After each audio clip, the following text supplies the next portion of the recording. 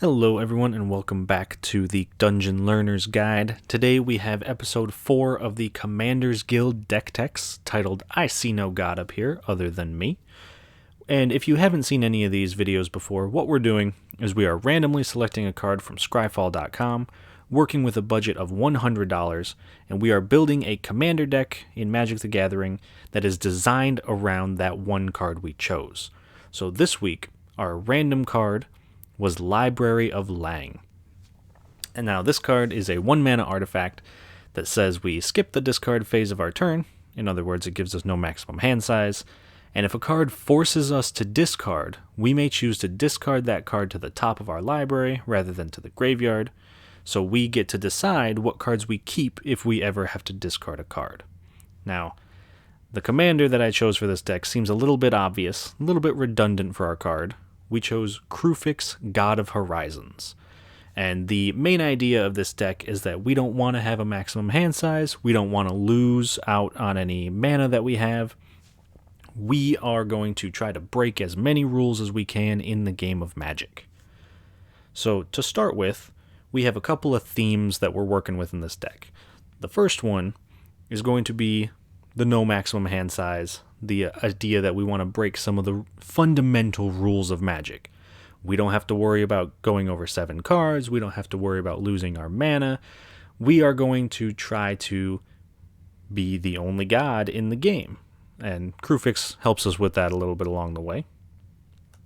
Our next theme is, as we mentioned, not losing colorless mana. We do have a little bit of a backup for Kruphix in Horizon Stone, being able to save up a bunch of mana, use it for a bunch of X spells, some very large spells that allow us to draw tons of cards, and make use of some of these resources we have.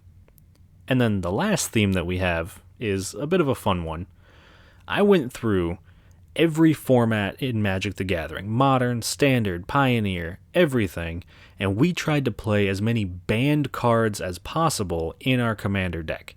Now, obviously, we couldn't play cards that are banned in Commander, but cards like Once Upon a Time that were banned in Standard, or in Pioneer, or in Modern, have found their way into our decks. With budget restrictions, we couldn't play things like Oko, Thief of Crowns, we couldn't play Uro, but we found as many other cards to kind of break some more rules as we could.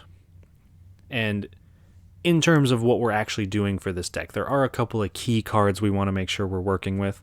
The first one, Wilderness Reclamation, fits a couple of the themes we just talked about. Not only does this count as a banned card, since it has been banned in Standard, it also gives us a ton of extra mana to be able to pump into Kruphix, to be able to pump into our X spells, and just gives us that much more resources to work with. The next card, Psychosis Crawler. If we are going to be drawing a ton of cards, we want to be able to turn that card draw into a way to actually win the game. So by using Psychosis Crawler, every time we draw a card, each opponent loses 1 life, and if we have 15 cards in our hand, it's a 15-15, which can really put the pressure on some of our opponents. The third key card is Hydra Broodmaster. So going tall with Psychosis Crawler, making 1 really big creature is good, but if we have a Hydra Broodmaster on the board, and we can Monstrosity X it, we create XX green Hydra creature tokens. So if X is equal to 20, we make 20 creatures, which should be enough to close out any game. If it doesn't, then we're going to have to rely on things like Psychosis Crawler, but that is a very strong finisher for the deck, especially when we can generate tons of mana and have tons of cards available to us at any given time. Now, going through with this deck, I did run across a couple of cool interactions, things in the deck that I think work very well together. The first one, Nylea's Intervention with Summer Bloom. So Nylea's Intervention is X green for a sorcery that allows us to search our library for up to X land cards and put them into our hand. Notice that doesn't say basic land cards, it's any land cards. Or deal twice X damage to each creature with flying. We mainly want it for the first ability, being able to get tons and tons of lands out of our deck, and then if we cast Summer Bloom, we can just play 3 extra lands this turn, maybe we search out 4 lands with Nylea's Intervention, we play 4 lands for turn, and that only cost us about 8 mana, which in this deck is very easy to come by. The next interaction is between High Tide and Gadwick the Wizened. So High Tide says that until end of turn, all islands, and be careful with this one because it's not just our islands, it's all islands on the board, tap for an additional blue mana. So all of our islands and all of our opponent's islands make 2 blue mana whenever they're tapped. Gadwick is X blue blue blue for a 3/3 human wizard, and when he enters the battlefield, we draw X cards, and whenever we cast a blue spell, we tap target non-land permanent and opponent controls. So if we're able to use High Tide to generate 20 mana, and we cast Gadwick with 20 mana into the X, we just draw 20 cards, which, if we have our commander on board, if we have Library of Leng on board, we don't have to discard. So this is a huge advantage to us over our opponents. Now, I mentioned that we are working on a budget of $100, and considering our deck plays a ton of banned cards from other formats, and we play a lot of cards that allow us to break the fundamental rules of the game, it was honestly pretty tricky to keep it under $100, but we did stick to $96.01 using the TCG mid pricing, and the most expensive card in the deck is actually our commander, Kruphix, at $9.49.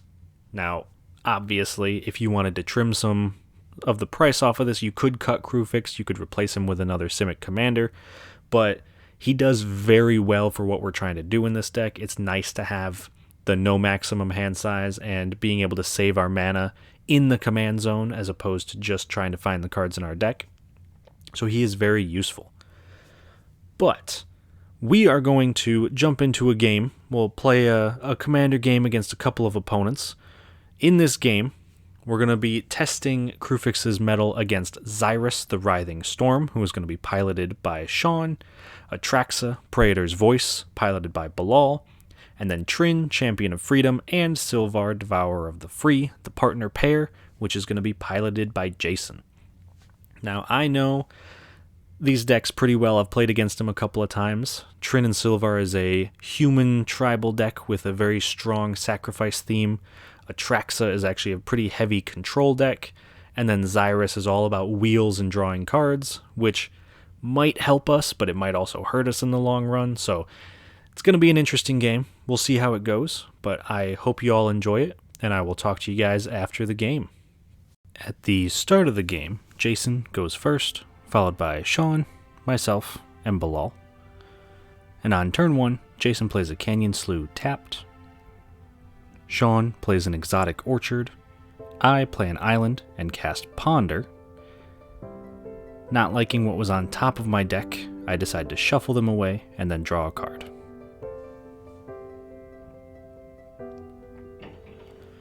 On Bilal's turn, he plays a Breeding Pool tapped.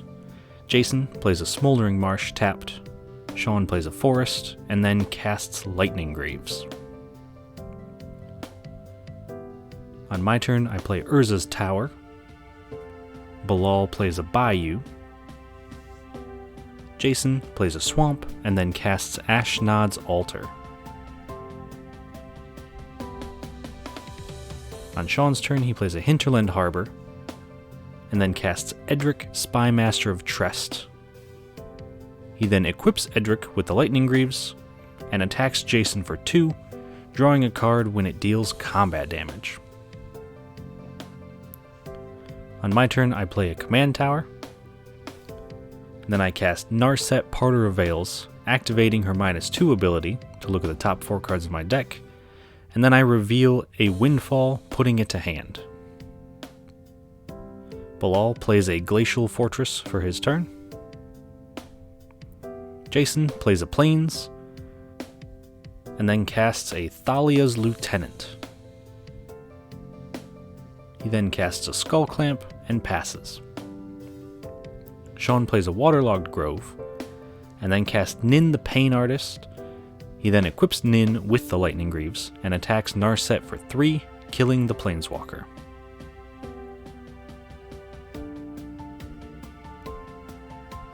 On my turn, I play a Dark Steel Citadel, Then I cast Gitaxian Probe, targeting Bilal, taking a look at his hand, which unfortunately, due to playing on webcams, is revealed to the whole table.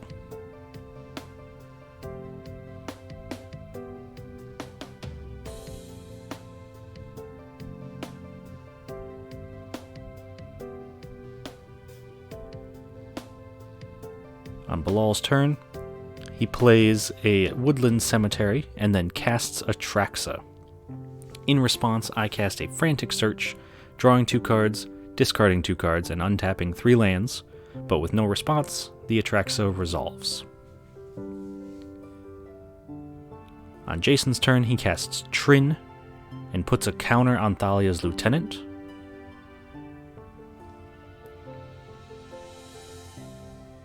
He then attacks me for 2, drawing a card from Edric's ability. In his second main phase, he plays an Orzhov Basilica, returning a swamp to hand. And then in his end step, he makes a human token with Trin's ability. On Sean's turn, he plays an island, and then casts Xyrus. He equips the Lightning Greaves to Xyrus, and then attacks me for 3, drawing us both 3 cards, and making Sean 3 snake tokens. He also draws an additional card because of Edric's ability. On my turn, I play an Exotic Orchard, and then I cast Psychosis Crawler. On Bilal's turn, he plays a Command Tower, and then attacks Jason for 4 with Atraxa, drawing a card from Edric's ability, which also makes Sean another snake. In his second main phase, Bilal casts a Dreamtail Heron. On Jason's turn, he plays a Swamp, and then casts Sylvar, Devourer of the Free, equipping Skullclamp to him. On Sean's turn, he casts Ashnod's Altar, and then sacrifices 2 snakes to cast Parallel Lives. He then moves to combat and attacks me for 3 with Xyrus, drawing each of us 3 cards, and when I draw 3, each of my opponents takes 3 damage from Psychosis Crawler. Sean makes 3 snakes, which is doubled to 6 because of Parallel Lives, and he then draws an additional card from Edric. In his second main phase, he plays a Mossfire Valley. I go to my turn, and when I draw, Psychosis Crawler deals 1 damage to each of my opponents. I then cast Thought Vessel, play a Forest, and cast Kruphix, God of Horizons. Bilal plays an Underground Sea, and then mutates Pouncing Shore Shark onto Dreamtail Heron, allowing him to bounce a creature and drawing a card. He returns Nin the Pain Artist to Sean's hand, and Sean makes 2 snakes. He then attacks Sean for 4 with Atraxa. Jason plays a Battlefield Forge, casts a Devout Chaplain, putting a counter on Thalia's Lieutenant, casts Odric, Master Tactician, putting another counter on the Lieutenant, and then moves to end step. In his end step, Sean sacrifices 3 snakes to overload Cyclonic Rift, returning all non-land permanents he doesn't control to their owner's hands. Then on his turn, he casts a Triumph of the Horde, giving his team +1/+1 in Infect, and kills Bilal and Jason with 10 Infect damage each from his attacks. He also draws 7 cards thanks to Edric's ability.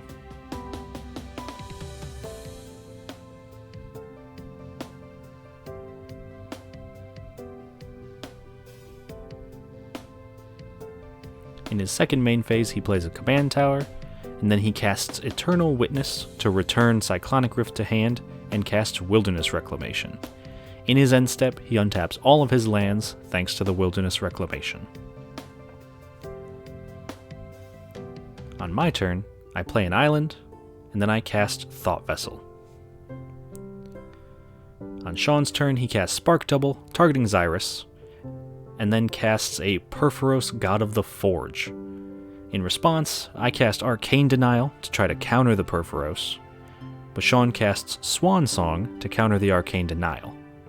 He then casts a game plan, forcing each player to shuffle their hand and graveyard into their decks, drawing 7, which makes Sean 28 snakes and doing 56 damage to me with Perforos, winning him the game, even through the Aetherize that I had in hand.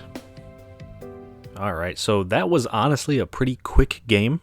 it was only Sean's turn 7 when the game came to a close, and I was kind of correct in our preview where I thought Xyrus might help us, might hurt us, and while it did wind up helping us a couple of times, it definitely hurt us in the end. We just couldn't keep up with the amount of wheels he was using, and that Perforos really got us there. But we tried. We put up a good fight. If it weren't for that Cyclonic Rift bouncing our Psychosis Crawler, we might have put up a bit of a better fight. But all in all, it was a fun game. I hope you guys enjoyed it. And in the future, if you have any suggestions for future videos, or if you want to propose any decks or any cards to try out, please do let me know.